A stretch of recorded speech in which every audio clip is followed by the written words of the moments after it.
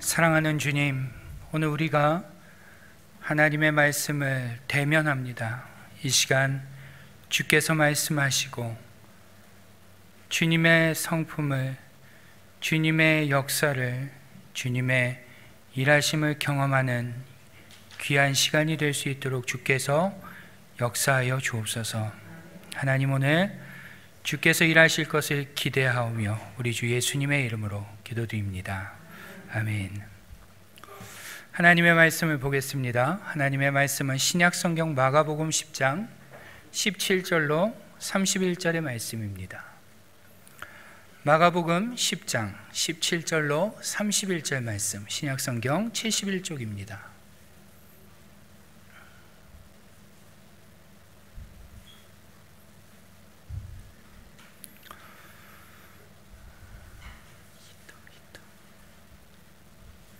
마가복음 10장 17절로 31절, 우리 한 절씩 교독하겠습니다. 예수께서 길에 나가실새 한 사람이 달려와서 꿇어앉아 묻자오되, 선한 선생님이여, 내가 무엇을 하여야 영생을 얻으리이까?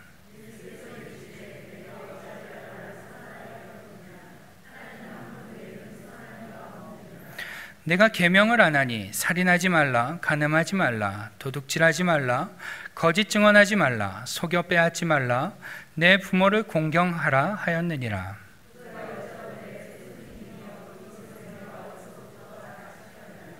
예수께서 그를 보시고 사랑하사 이르시되, 내게 아직도 한 가지 부족한 것이 있으니 가서 내게 있는 것을 다 팔아 가난한 자들에게 주라. 그리하면 하늘에서 보화가 내게 있으리라. 그리고 와서 나를 따르라 하시니,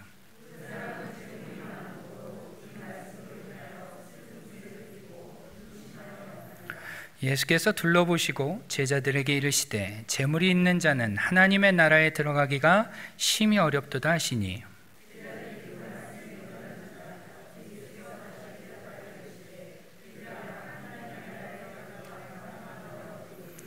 낙타가 바늘기로 나가는 것이 부자가 하나님의 나라에 들어가는 것보다 쉬우니라 하시니,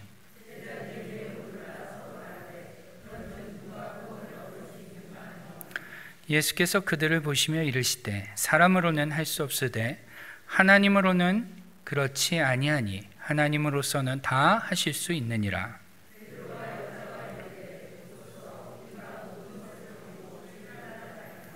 예수께서 이르시되, 내가 진실로 진실로 너희에게 이르노니 나와 복음을 위하여 집이나 형제나 자매나 어머니나 아버지나 자식이나 전토를 벌인 자는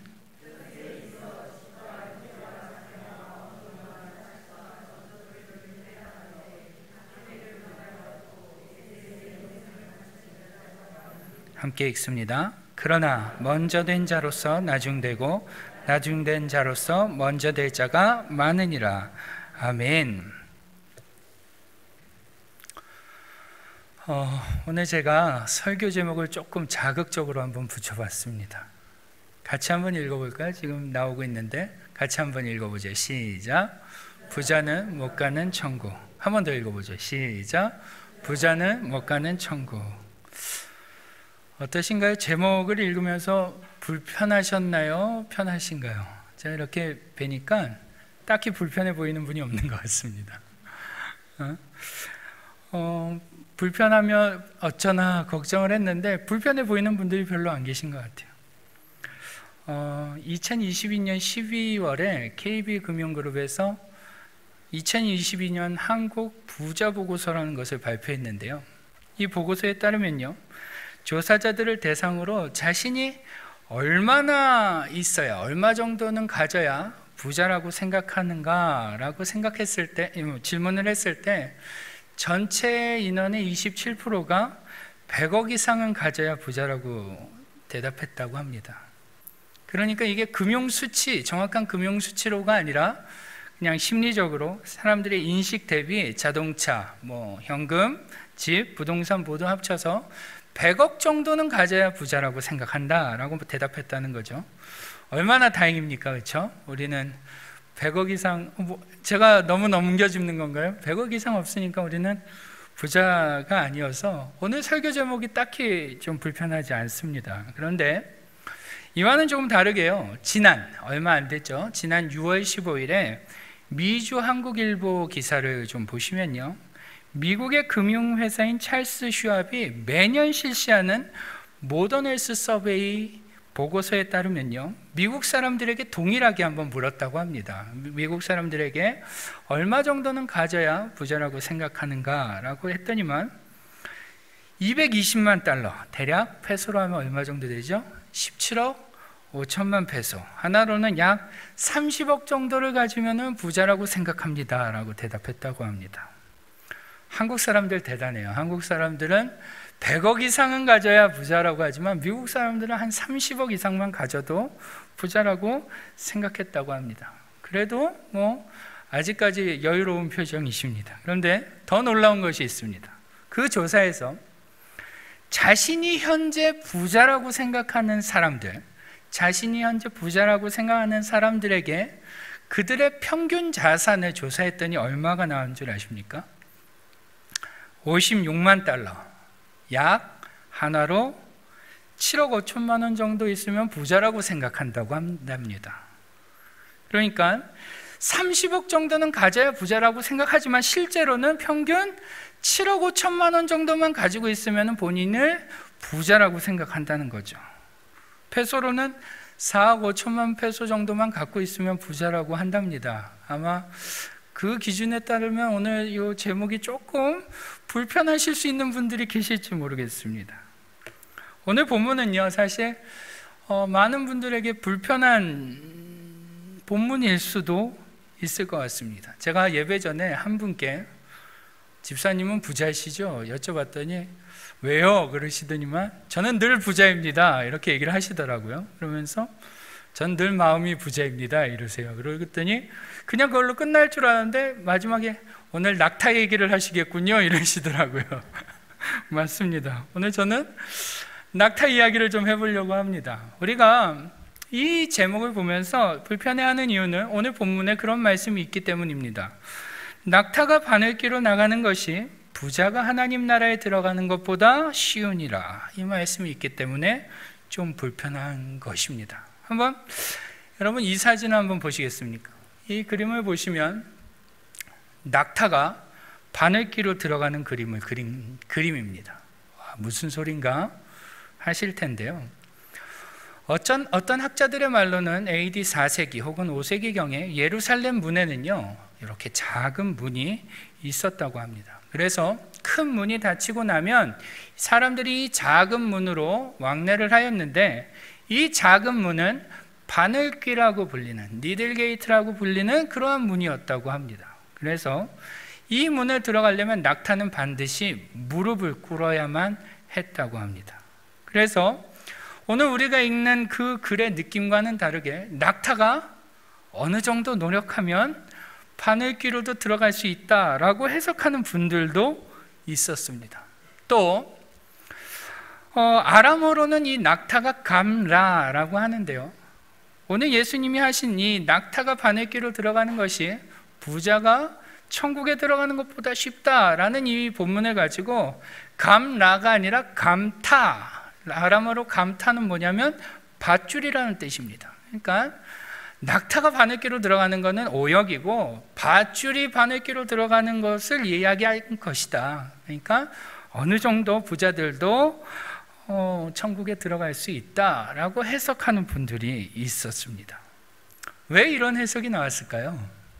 아마도 우리 모두 마음 안에는 부자가 되고 싶은 마음이 있기 때문은 아닐까 싶습니다. 그리고 또 어떤 분들은 태어나면서부터 부자인 분들도 있습니다. 그래서 예수님께서 부자가 하나님 나라에 들어가는 것이 낙타가 바늘길을 통과하는 것보다 어렵다라고 한다면 난감한 상황이 벌어지기 때문에 적당한 타협점을 찾고자 아마 그러한 이야기가 있었던 것 같습니다. 다음 사진은요, 진짜로 여기 작은 문 보이시나요? 요거의 니들 게이트라고 한답니다.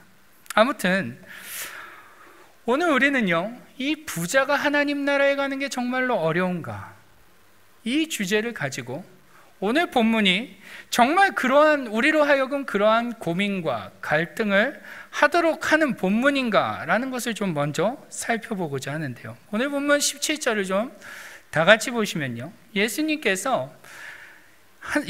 한 사람이 달려오게 됩니다. 그리고 꿇어앉아 예수님께 묻죠. 어떻게 묻습니까? 선한 선생님이요, 내가 무엇을 하여야 영생을 얻을 수 있습니까? 라고 묻는 것으로 시작합니다. 그리고 예수님께서는 그러한 그를 향해 19절을 보시면 이렇게 대답하시죠. 내가 계명을 안 하니 살인하지 말라, 간음하지 말라, 도둑질하지 말라, 거짓 증언하지 말라, 속여 빼앗지 말라, 내 부모를 공경하라 라고 계명들을 지킬 것을 말씀해 주시죠. 평행복무님 마태복음 19장을 보시면요, 내 이웃을 내 몸과 같이 사랑하라, 네 자신같이 사랑하라 라는 말씀도 추가되어 있습니다. 어찌됐건 예수님은 마치 우리가 잘 알고 있는 10계명의 5계명부터 10계명까지의 계명을 지키라, 이 말씀과 아주 흡사한 말씀을 하신 것입니다. 그러자 재미있는 것은 이 사람이 뭐라고 대답을 합니까? 뭐라고 대답을 하죠? 같이 한번 읽어볼까요? 시작. 이것은 내가 어려서부터 다 지켰습니다. 아멘. 그렇습니다. 정말 대단하지 않습니까? 그의 말이 사실이라면요, 정말 대단한 것입니다. 열심히 있는 것이죠. 피나는 노력을 했던 것입니다. 율법을 잘 지키기 위해 누구보다 노력했고 누구보다 성실하게 철저하게 애썼던 사람이 오늘 본문에 나오는 한 사람이라는 것입니다. 그리고 다음 21절을 보시면 그러한 그의 열심과 노력을 아셨는지 예수님께서 이렇게 말씀하십니다. 예수께서 그를 보시고 사랑하사 이르시되 네가 아직도 한 가지 부족한 것이 있으니 가서 내게 있는 것을 다 팔아 가난한 자들에게 주라. 그리하면 하늘에서 보화가 내게 있으리라. 그리고 와서 나를 따르라 하시니. 아멘.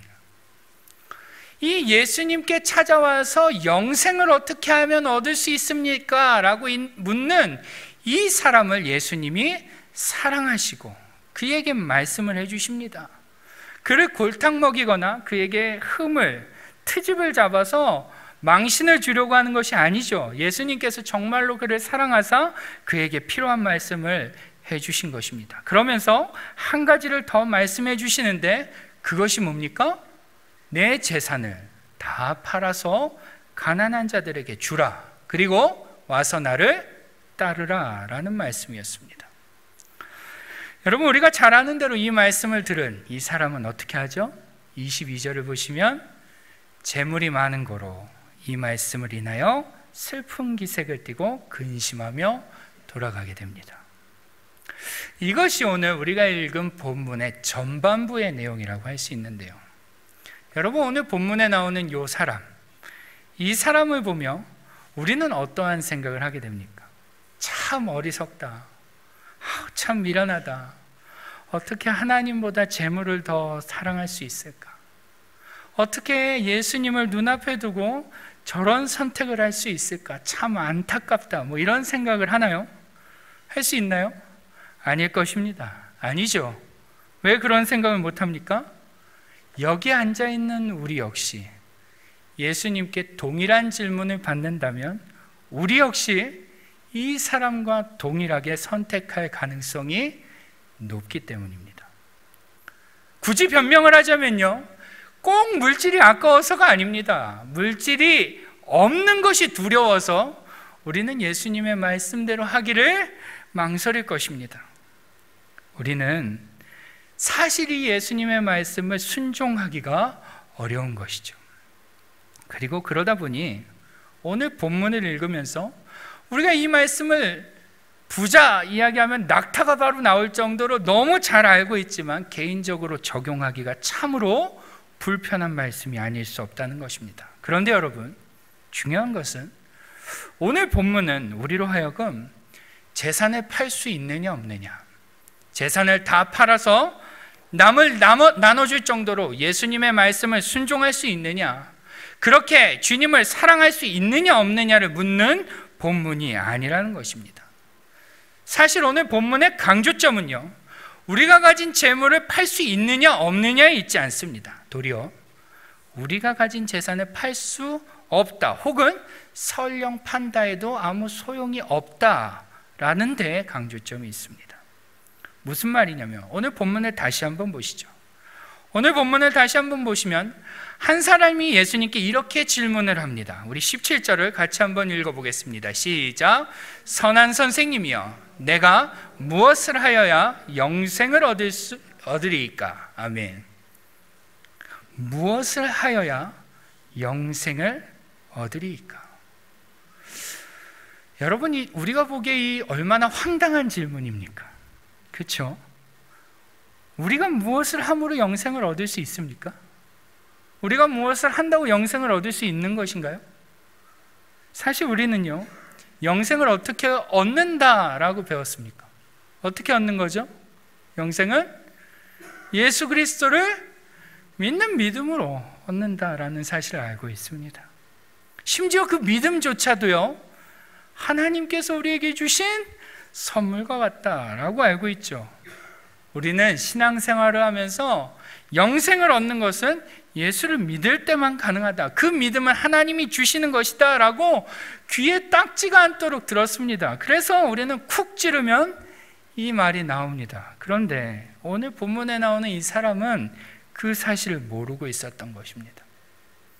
본문에 예수님께 와서 영생을 어떻게 하면 얻을 수 있습니까? 라고 묻는 이 사람은 우리처럼 그러한 주입식 교육을 받은 게 아닙니다. 그는 어려서부터 율법을 잘 지켜야지만, 율법을 철저히 지켜야지만 하나님께 복을 받고 영생을 얻는다라고 그렇게 주입식 교육을 받았던 사람입니다. 그러다 보니 그는 영생을 얻기 위해서 어려서부터 율법을 철저하게 지켰던 거죠. 심지어 자신에게 혹시 부족함이 있어서 영생을 얻지 못하지는 않을까? 혹시 자신이 놓치고 있는 부분이 있지는 않을까 싶어서 당시의 예루살렘의 화제의 인물, 누구죠? 예수님께 찾아온 것입니다. 그 예수님께 뭐라고 부르면서 찾아와요? 선한 선생님이요. 자기가 볼 때 그 예수님은 율법적으로 완벽해 보이는 것입니다. 자기에게 영생을 가르쳐 줄 만한 분으로 보였던 것이죠. 그래서 그 예수님께 찾아와서 혹시 자기가 영생을 얻지 못하고 있는, 혹시 자신의 부족함으로 인해서 영생을 못할 수 있는 부분이 있지는 않나 물어보는 것입니다.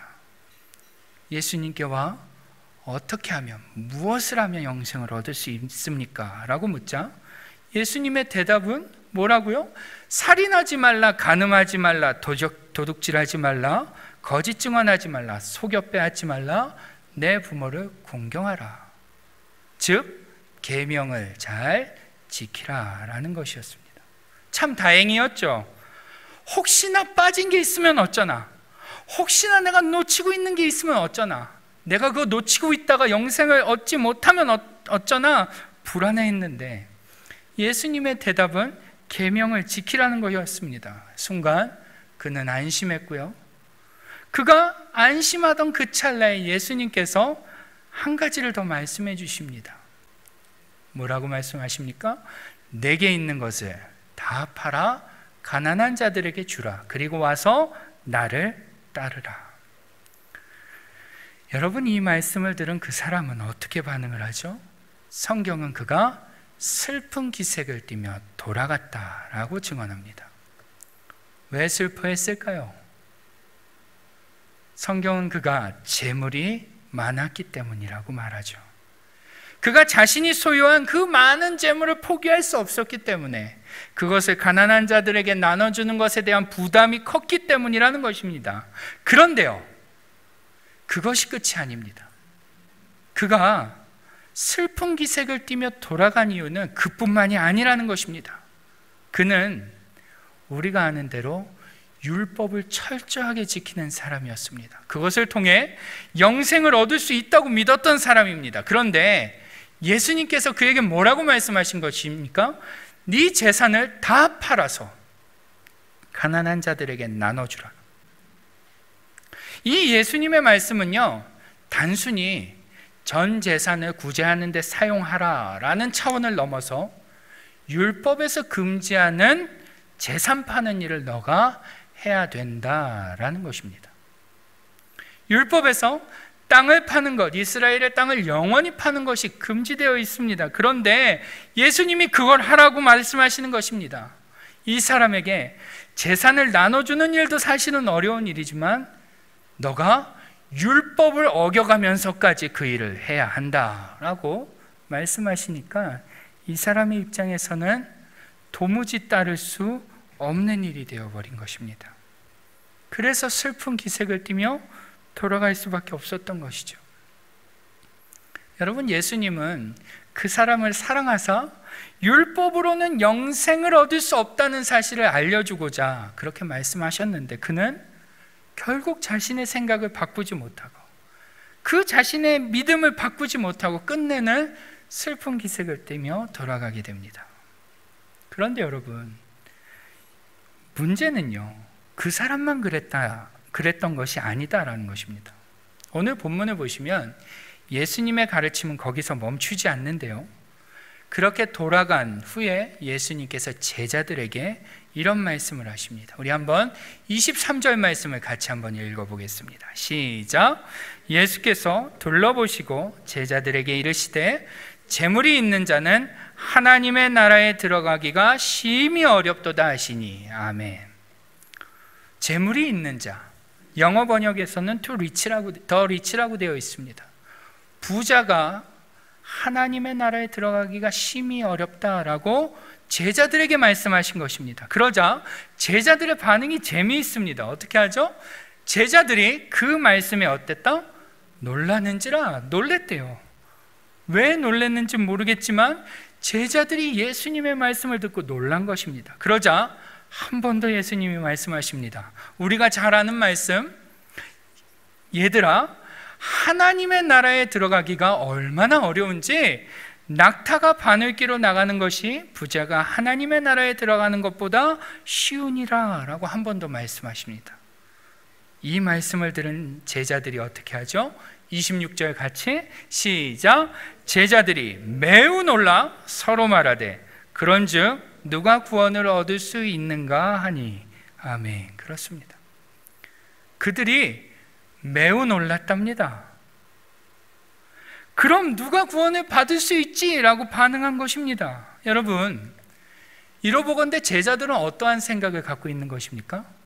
그동안 무슨 생각을 갖고 있냐면 제자들은 부자는 당연히 천국에 들어갈 것이다 라는 생각을 가지고 있었다라는 것입니다. 부자는 당연히 구원을 받는다라는 생각을 갖고 있었다라는 것이죠.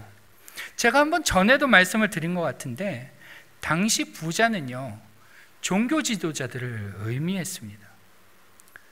사람들의 생각에 이 부자, 종교 지도자들은요, 부자일 수밖에 없었는데 그 이유는 그 종교 지도자들이 하나님을 잘 섬겼기 때문에, 하나님의 율법을 잘 행했기 때문에, 그래서 하나님께 복을 받음으로 그들이 부자였다라고 생각을 했습니다. 마치 아브라함이 부자였던 이유가 하나님께서 아브라함에게 복을 주셔서 부자가 된 것처럼 유대인들은요, 부자들은 대체로 하나님의 복을 받은 사람들이다라고 생각했다는 것이죠. 그 이유는 그들이 율법을 잘 지켰기 때문에, 하나님께서 그러한 그들에게 복을 주셨기 때문이다라고 생각했다라는 것입니다. 그래서 오늘 예수님께서 부자가 천국에 들어가기 어렵다라고 말씀하시자 이들 머릿속에는 요즘 말로 멘붕이 온 것입니다. 누구보다 율법을 잘 지키는 종교 지도자들, 자기들이 볼 때 다른 사람들은 다 하늘나라에 못 가도, 하나님 나라에 못 가도 부자만큼은, 종교 지도자들만큼은 갈 수 있다라고 생각을 했는데, 오늘 예수님께서 그러한 자들이 천국에 들어가기 어렵다라고, 낙타가 바늘기로 들어가는 것이 차라리 쉽다라고 말씀하시자 어떻게 할 수밖에 없는 것입니까? 놀랄 수밖에 없는 것입니다. 그러면서 뭐라고 해요? 26절 하반절을 보시면 구원을 누가 구원을 얻을 수 있는가 하니, 이렇게 이야기해요. 율법의 완벽한 그들도 하나님 나라에 갈 수 없다면 도대체 누가 구원을 받겠는가? 제자들 역시 이렇게 질문하고 있는 거예요. 아니, 율법을 그렇게 철저하게 지키는 그들마저도 하나님 나라에 못 간다면 도대체 무엇을 더 얼마나 해야지만 천국에 갈 수 있지라고 묻고 있는 것입니다. 그러자 예수님께서 그러한 그들의 질문에 27절에서 대답을 하십니다. 같이 한번 읽어보죠. 시작. 예수께서 그들을 보시며 이르시되 사람으로는 할 수 없으니 하나님으로는 그렇지 아니하니 하나님으로서는 다 하실 수 있느니라. 아멘. 간단히 말하면요, 사람은 어떠한 노력을 해도 하나님 나라에 갈 수 없다. 영생을 얻을 수 없다.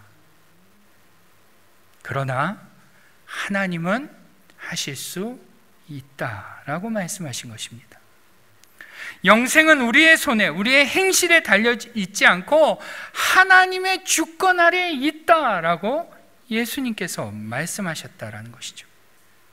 오늘 예수님은 당신을 찾아온 부자에게, 그리고 그 옆에 있던 제자들에게 동일한 메시지를 하신 것입니다. 그러면서 29절 30절을 보시면 우리가 쉽게 이해하기 힘든 말씀을 또 하십니다. 같이 한번 읽어보죠. 시작. 예수께서 이르시되 내가 진실로 너희에게 이르노니 나와 복음을 위하여 집이나 형제나 자매나 어머니나 아버지나 자식이나 전토를 벌인 자는 현세에 있어 집과 형제와 자매와 어머니와 자식과 전토를 100배나 받되 박해를 겸하여 받고 내세의 영생을 받지 못할 자가 없느니라. 아멘. 얼핏 보면 예수님께서 나를 위하여 너희가 페류나처럼 살아야 한다라고 말씀하시는 듯 보입니다. 그러나 이 역시도 동일한 의미인 것입니다. 율법의 가장 핵심적인 계명들, 부모를 공경하고 자식을 돌보며 형제를 사랑하며 자신에게 준 그 전토를 지키는 것, 율법의 이 핵심 계명들을 지키는 것으로 구원을 받는 게 아니라 그 율법을 지킴을 통해서 구원받는다는 그 생각을 버리는 자들만이 어떨 수 있다? 영생을 받지 못할 자가, 그 생각을 버리는 자들은 모두가 다 영생을 받을 수 있다라고 말씀하신다는 것이죠. 오늘 본문은, 오늘 예수님은 영생의 새로운 기준을 유대인들에게 또 제자들에게 말씀해 주고 계시는 본문이라는 것입니다. 그렇기 때문에 부자가 천국에 들어갈 수 없다라는 것을 표면적으로 앞으로는 받아들이시면 안 됩니다. 아셨죠? 오늘 본문의 주된 교훈은 무엇입니까? 부자가 되지 말아야 한다. 재산을 다 나눠줄 수 있어야 한다. 주님을 위해서라면 재산을 다 포기할 수 있어야 한다가 아니라 오늘 본문은 너무도 분명하게 영생은 하나님의 주권 아래에 있다. 영생은 우리가 설령 재산을 모두 팔아 가난한 자들에게 나눠준다 하더라도 우리의 행실로는 할 수 없다라는 것을 가르쳐주고 있는 것입니다.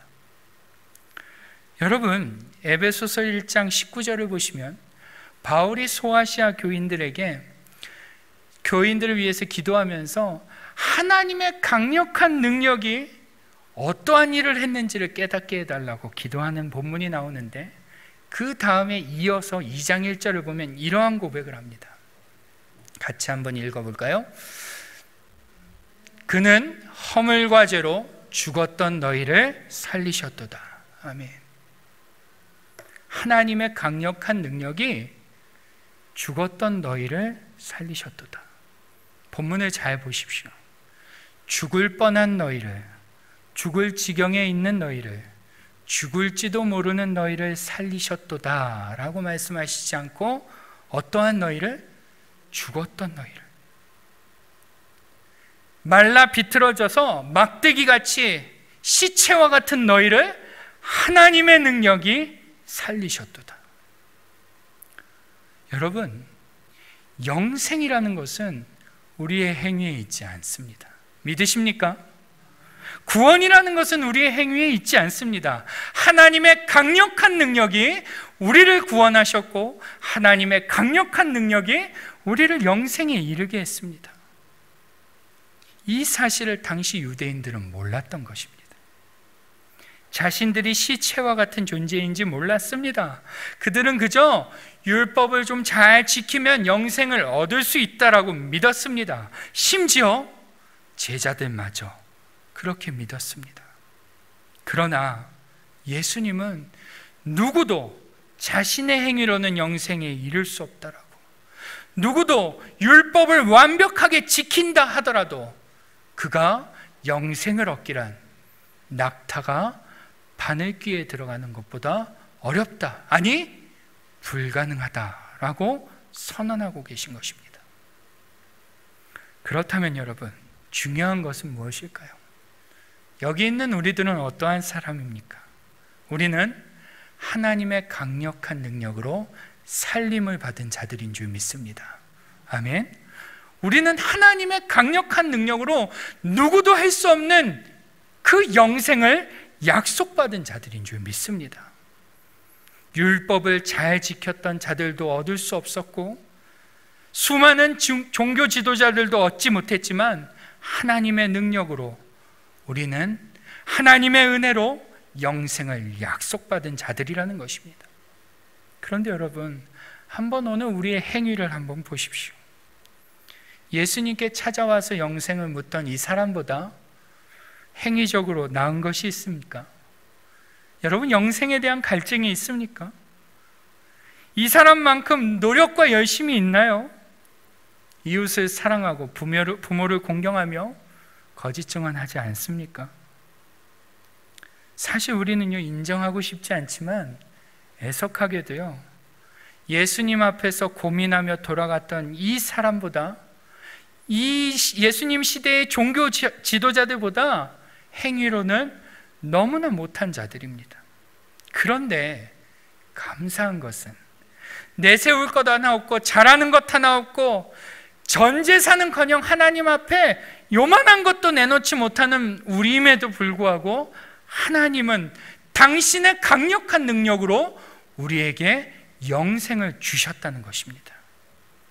여러분, 오늘 우리가 이 사실을 마음속에 깊이 깨달을 수 있기를 주님의 이름으로 축원합니다.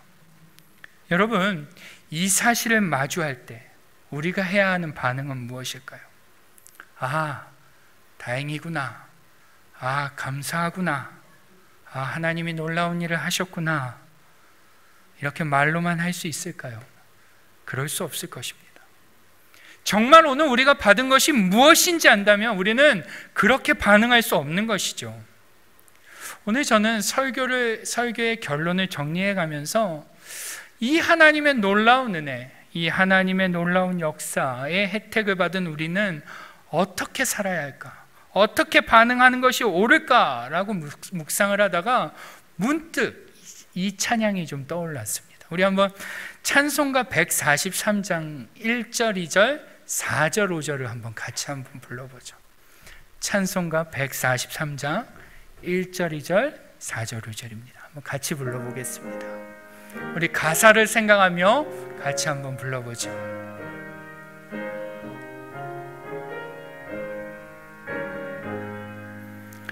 웬 말인가 날 위하여 주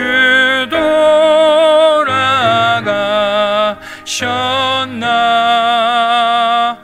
이 벌레가 든 날 위해 그네 받으셨나. 내 지은 죄 다 지시고 못 박히셨으니 웬일인가 웬 은혜인가 그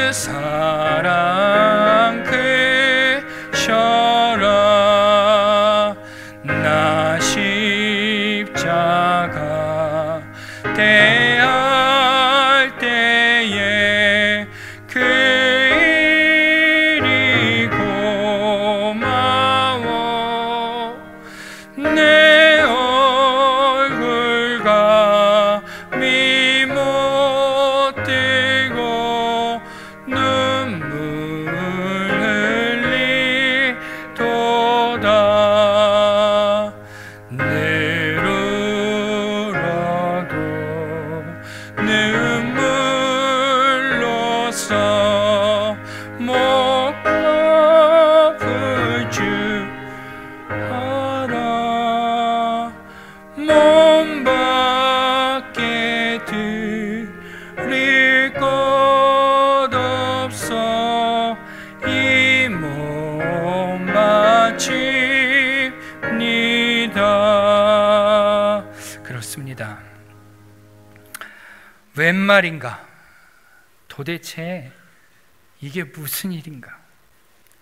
나는 구원받을 자격이 도무지 없는데 도대체 내게 무슨 일이 일어난 거지? 라는 이 놀라운 감격과 놀라움 속에서 2절을 보시면 웬일인가? 웬 은혜인가?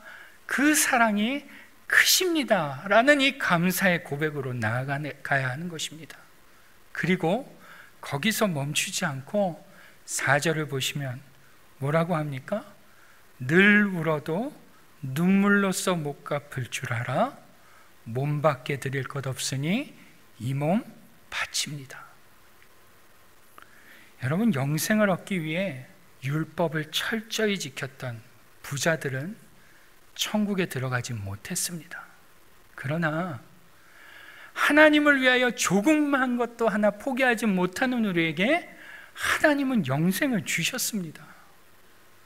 이 사실을 우리가 바로 알기만 한다면, 이게 얼마나 값진 것인지 우리가 깨달을 수만 있다면 오늘 우리는 이처럼 고백할 수 있어야 하는 것이죠. 늘 울어도 눈물로써 못 갚을 줄을 압니다. 하나님, 내가 갚을 길이 없으니 내 몸이라도 드리겠습니다. 여러분, 한번 교회를 한번 보십시오. 우리 교회뿐만이 아니라 이 땅의 많은 교회들, 전 세계의 모든 교회들을 한번, 그들의 상황을 한번 보십시오. 하나님께서 주신 은혜에 대해서는 감사하다라고 말하지만 정작 헌신의 자리에는 아무도 없습니다. 헌신하는 자리에는 사람이 없고, 기도의 자리에는 사람이 없고, 섬기는 자리에는 늘 손이 부족합니다. 여러분, 오늘 우리는 우리의 힘으로 얻을 수 없는 것을 얻은 사람이라는 것을 기억할 수 있기 바랍니다. 우리가 무슨 짓을 한다 해도, 무슨 일을 한다 해도 얻을 수 없는 그 영생을 오늘 우리는 받았습니다. 그렇다면 오늘 우리의 반응이 어때야 할지 한번 심각하게 고민해 볼 수 있는 이 하루가 되길 바랍니다. 과연 내가 어떻게 살아야 할 것인가? 과연 나는 내게 일어난 이 일이 도대체 무슨 일인가? 웬 말인가? 이 감당할 수 없는 은혜를 내가 받을 자격이 있는가? 한번 돌아보시며 하나님, 내 몸을 바치겠습니다라는 결단과 헌신의 결심으로 나아갈 수 있는 저와 여러분이 되기를 주님의 이름으로 축원합니다. 같이 한번 기도하죠. 같이 기도할 때, 하나님, 우리가 값없이 받았는데 그것은 가치로 매길 수 없는 것임을 하나님 깨닫게 하여 주옵소서. 내가 받은 것 누구도 자신의 힘으로 받을 수 있는 것 아니지만 하나님의 은혜로 받았사오니, 하나님, 오늘 우리가 그에 합당한 반응을 할 수 있게 주십시오라고 같이 한번 기도하며 나아가겠습니다. 하나님 아버지, 하나님, 오늘 우리가 받은 것이 정말로 우리가 얻을 수 없는 것을 받은 줄 믿습니다. 오늘 본문에 나오는 부자는 그 영생을 얻기 위하여 수년간을 자신이 어려서부터 그 모든 것을 지켜가면서라도 그것을 얻기 위하여 왔는데 정작 그가 얻지 못한 이유는 그것이 나의 힘으로, 나의 행위로 될 수 없음을 그가 몰랐기 때문입니다. 하나님, 오늘 우리는 하나님을 위하여 작은 것 하나 포기하지 못하는데, 하나님을 위하여 조그만 것 하나 내려놓지 못하는데, 그럼에도 우리를 사랑하셔서 그 영생을 허락해 주셨사오니, 하나님, 오늘 우리가 그것을 받은 자들로 마땅히 반응을 할 수 있게 해 주십시오. 하나님, 내가 무엇으로 갖겠습니까? 내가 무엇으로 그 은혜를 갖겠습니까? 하나님, 내가 몸이라도 드리겠습니다. 하나님, 내 시간이라도 드리겠습니다. 하나님, 내 열정이라도 드리겠습니다. 내가 하나님 그 은혜에 보답하는 삶으로 살고자 합니다. 하나님, 이러한 결단과 반응이 오늘 우리에게 있게 주님 역사하여 주옵소서.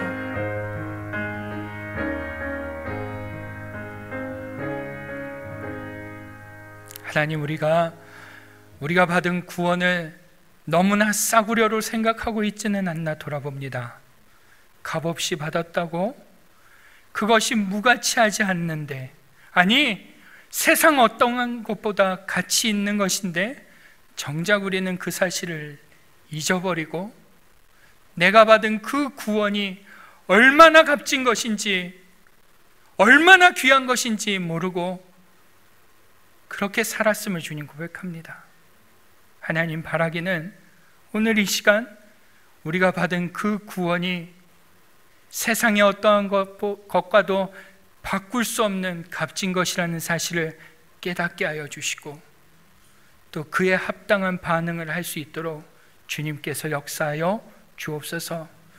구원을 이루기 위하여 헌신하는 삶이 아니라 구원받음을 감사하여 감격하여 헌신하는 삶 되도록 주님 인도하여 주옵소서. 하나님, 오늘도 그러한 삶을 소원하며 앞으로도 그렇게 살아가기를 주님 원하오니 우리의 삶을 사용하여 주시옵소서.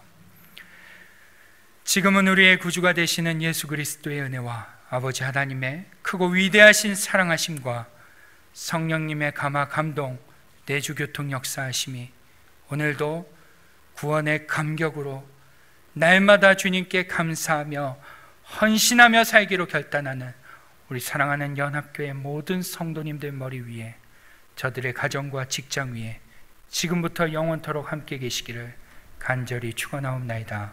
아멘.